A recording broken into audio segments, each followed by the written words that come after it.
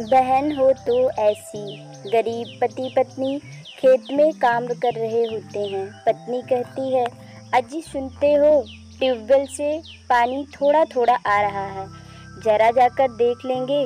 पति जैसे ही ट्यूबवेल को ठीक करने के लिए हाथ टेबल पर लगाता है, पति का हाथ ट्यूबवेल में फंसकर पिस जाता है। पत्नी निकालने की बहुत कोशिश करती है, लेकिन उसका हाथ नहीं निकलता और वो फंसता ही चला जाता है।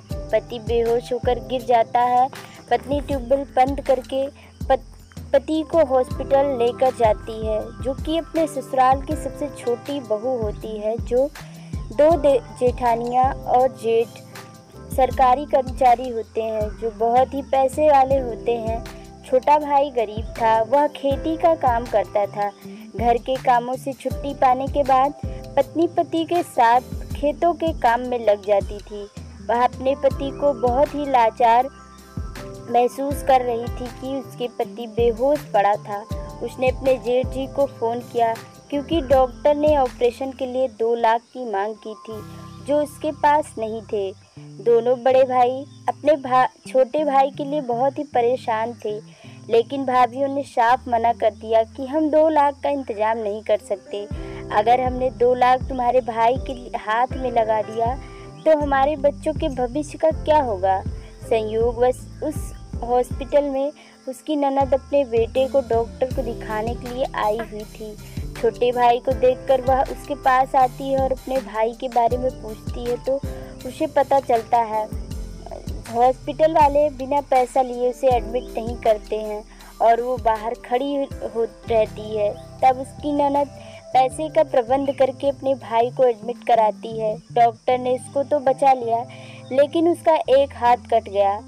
अब बात पड़ती है कि वह खेती भी नहीं कर पाएगा। दोनों भाभियां अपने पतियों से कहती है कि अब इसका और इसके परिवार का पूरा भार हम दोनों पर आ जाएगा, हमें इन्हें अलग कर देना चाहिए।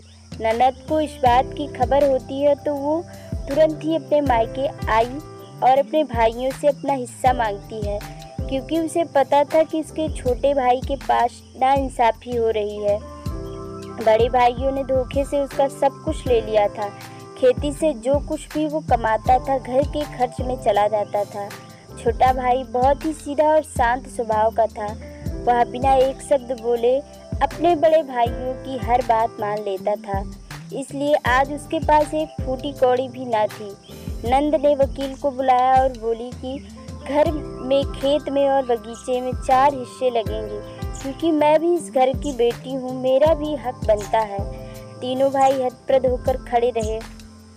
ननद बोली, आप लोग ही बताइए कि मैं अपने मायके आऊँगी तो किसके पास रहूँगी। बंटवारे के बाद मैं भी जाऊँगी।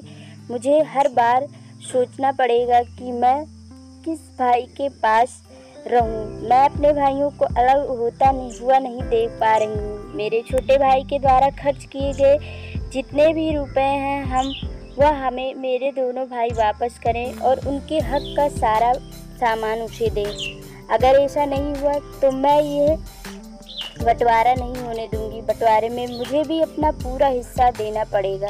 दोनों भाई अपने छोटे भाई और बहन से माफ़ी मांगते हैं और अपनी गलती के लिए पछतावा भी व्यक्त करते हैं।